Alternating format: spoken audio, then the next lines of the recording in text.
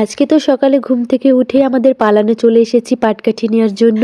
আজকে যে বাড়িতে এত এত কাজ, গৃহস্থলী বাড়ি মানেই তো কাজ। আজ বেশ কয়েকটা দিন ধরে কিন্তু আমি আমার বাবার বাড়ির ভিডিও দিয়ে এসেছি, কিন্তু এখন থেকে কিন্তু আমি শুধু শ্বশুর বাড়ির ভিডিও দেবো, কারণ আমি বাবার বাড়ি থেকে অনেক দিন হলো চলে এসেছি। সেগুলোই কিন্তু আমি এখন আস্তে আস্তে সবকিছু আপনাদের মাঝে শেয়ার করে নিচ্ছিলাম, আর এরপরে এখন থেকে আমি শুধু শ্বশুর বাড়ির ভিডিওই দিব।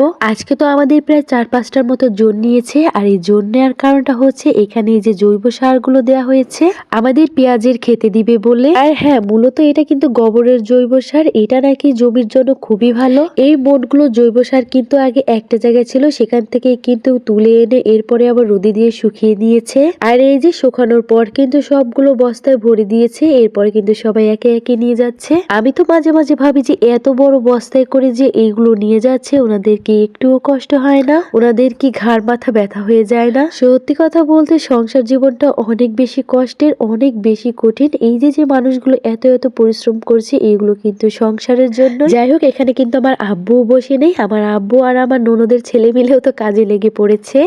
সে যাই হোক, এরপরে কিন্তু আমি আর ওইখানে দেরি না করে আবার চলে এসেছি রান্নাঘরে। আর রান্নাঘরে এসে তো আমি এত বড় একটা পাতিল নিয়ে নিয়েছি। এত বড় পাতিলেই কিন্তু আজকে রান্নাটা করা হবে। যেহেতু আজকে বাড়িতে অনেকজন, প্রায় 4-5 জন, এদিকে আমরা বাড়িরও প্রায় 4-5 জন, এর জন্য ভাবলাম যে সকালে কেন না খিচুড়ি রান্না করে দেওয়া যায়। আর হ্যাঁ, আমাদের জন্য কিন্তু আলাদা করে কোনোভাবে রান্না করা হবে না, তাদের জন্য যে রান্নাটা করবো আমরাও কিন্তু সেটাই খাবো।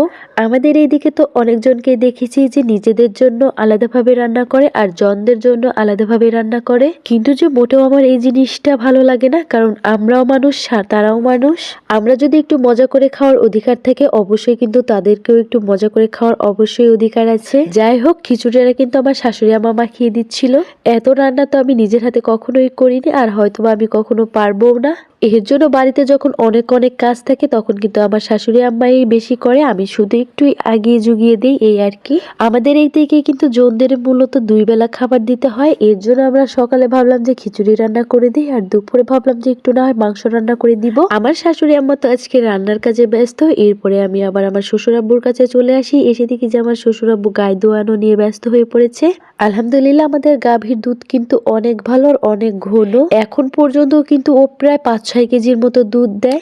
নতুনের সময় তো তখন ও প্রায় 15-16 কেজির মতো দুধ দিত, কিন্তু এখন যেহেতু অনেক মাস হয়ে গেছে, এই তো প্রায় 6-7 মাস হয়ে গেছে, এখন পর্যন্ত কিন্তু প্রায় 5-6 কেজির মতো দুধ দেয়। আমাদের গাভীর দুধ এত পরিমাণ ভালো যে এর চাহিদাও কিন্তু অনেক বেশি। যাই হোক, কথা বলতে বলতে কিন্তু আমার শাশুড়ি আমার খিচুড়ি রান্নাটা হয়ে যায়। এরপরে কিন্তু জনদেরকে দেওয়ার জন্য সবকিছু বেড়ে নিচ্ছিল। যাই হোক, এরপরে কিন্তু আমি আবারও পালানে চলে আসি, আর এসে দেখি যে মোটামুটি ওই দিককার সবই নেওয়া শেষ হয়ে গেছে। সে যাই হোক, এরপর আর আমি ওইখান থেকে চলে আসি, আর এসে দেখি যে আমার শাশুড়ি আমার মুরগির মাংস রান্নাটাও একদম শেষ।